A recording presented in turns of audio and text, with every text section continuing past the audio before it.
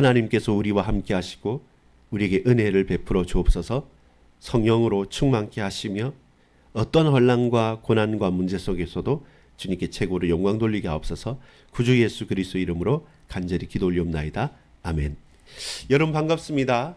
오늘은 2025년 7월 16일 수요일입니다.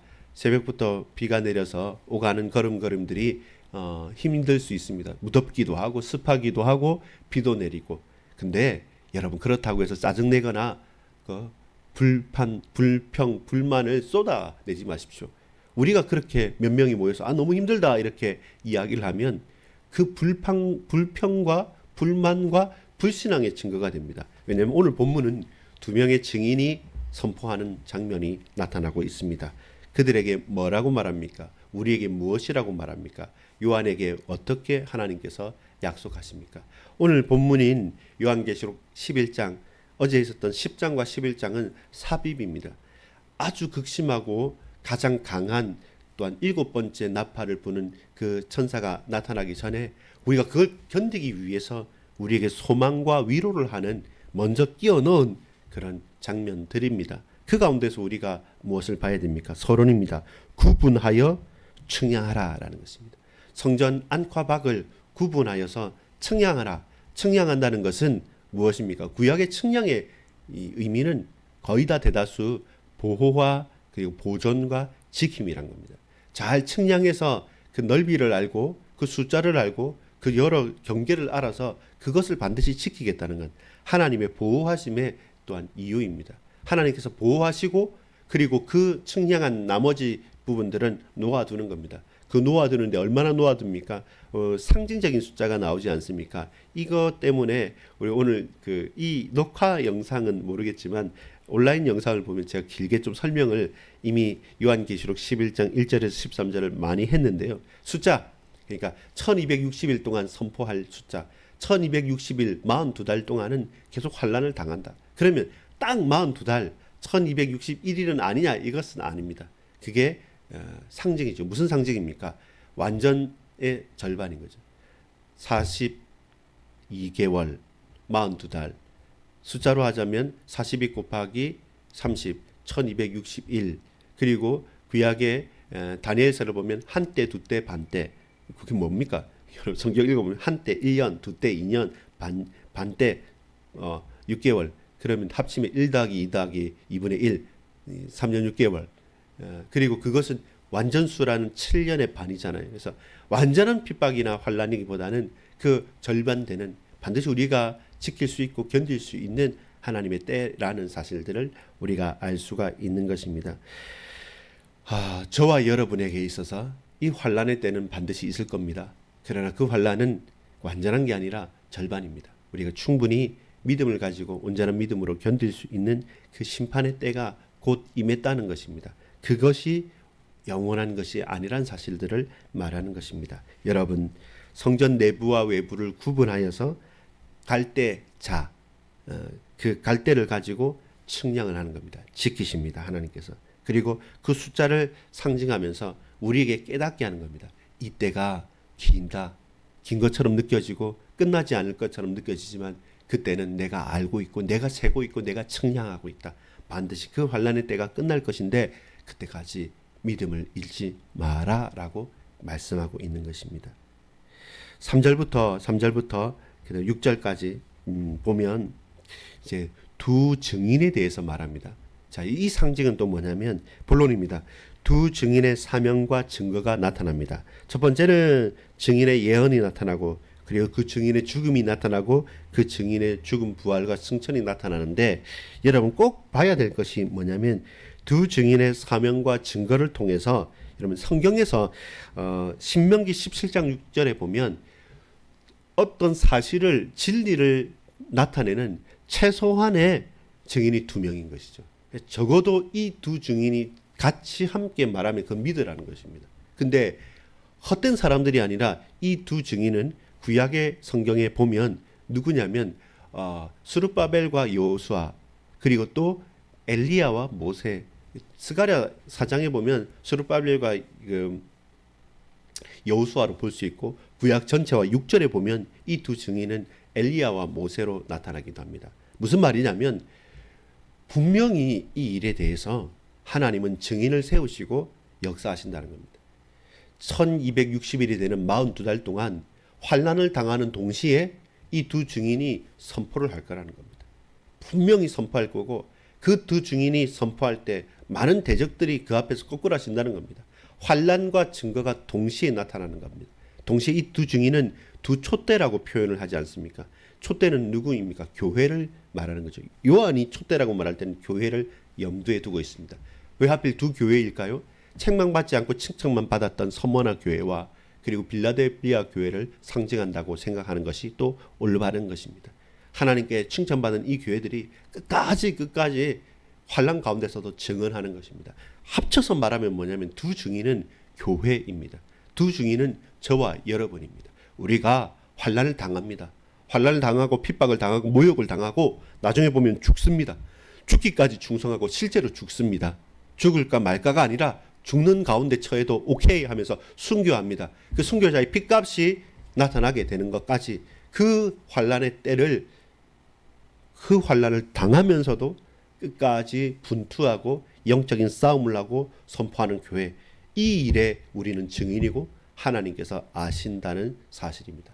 여러분, 오늘 우리의 형편과 처지를 우리 하나님 아십니다. 근데 우리는 증인으로 부름을 받았고 또한 우리에게 그 증거를 허락하시는 분이 하나님이십니다. 영원한 때처럼 핍박이 영원할 것 같고 우리의 문제가, 우리의 고통이 끝까지 계속될 것 같습니까? 아닙니다. 7년의 절반밖에 안 됩니다. 완전수의 절반밖에 안 됩니다. 우리는 도저히 견디기 힘들다고 꺽꺽거리겠지만 하나님의 시간표 가운데서는 하나님 그 절반을 꽉 끊어주셨습니다. 분명히 이건 끝이 있고 그리고 그 마지막은요 좀 편안하게 끝나야 되는데 그 마지막이 정말로 공고합니다. 죽습니다.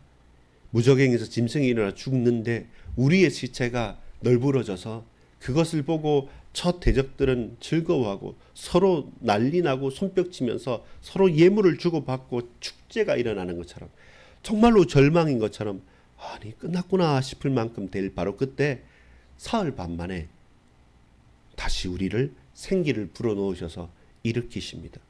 대적자들이 두려워하고 그 올라가고 하나님께서 우리를 받아주실 때 부활하실 때 하늘과 땅이 진동하면서 10분의 1이 흔들리고 무너지고 그리고 7천의 저 사람들 저 수많은 대적자들이 죽임을 당할 수밖에 없는 완전한 대역전극이 다시금 펼쳐지는 그 사실을 우리는 소망하고 그 소망을 가지고 오늘의 환난과 문제와 고통과 또한 이해할 수 없는 고난 가운데서도 하나님을 바라고 끝까지 감사하면서 믿음을 잃지 않을 수 있는 것입니다.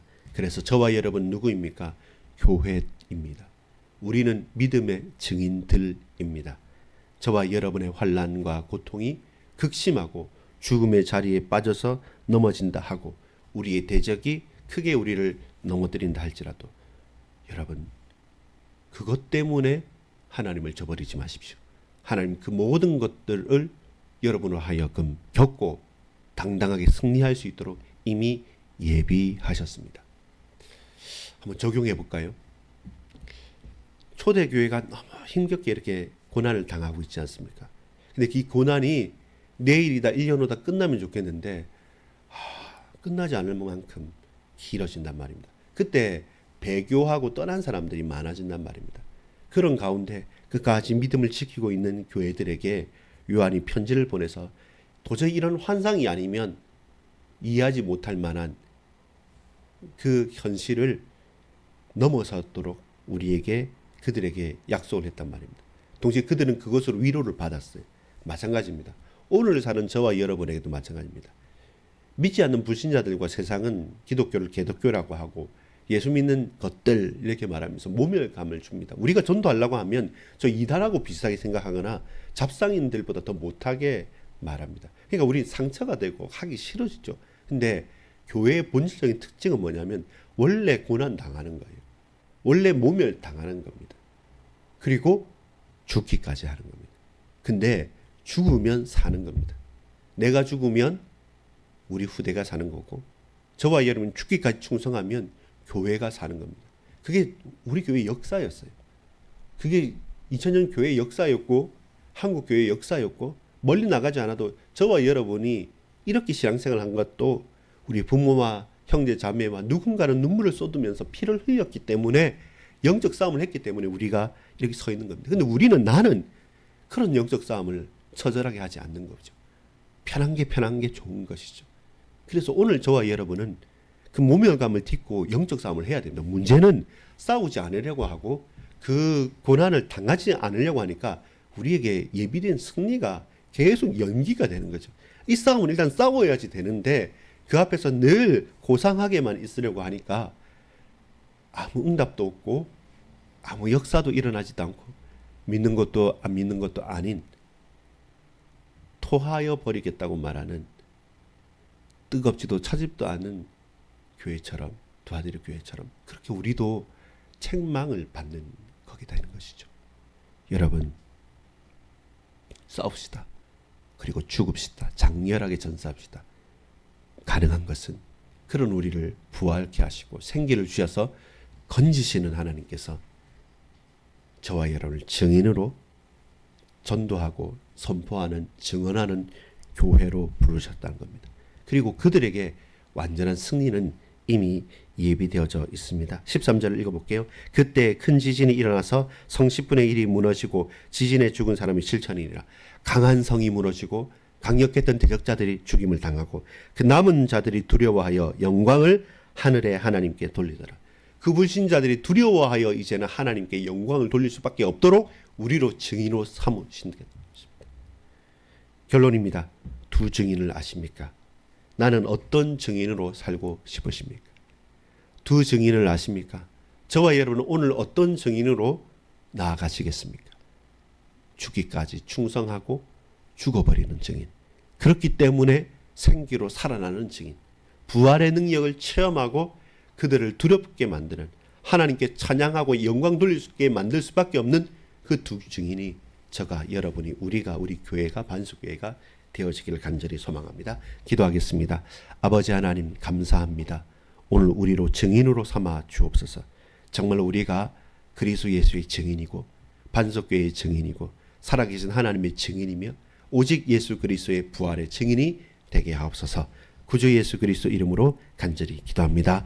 이제는 우리 구주 예수 그리스도의 은혜와 하나님 아버지의 사랑과 성령님의 감화감동 교통 역사하심이 피 흘리기까지 충성되이 끝까지 영적인 분투와 전투를 하는 이미 승리한 하나님 나라의 백성된 반석의 모든 권속들 머리 위에 지금부터 영원토록 항상 함께 있을지어다.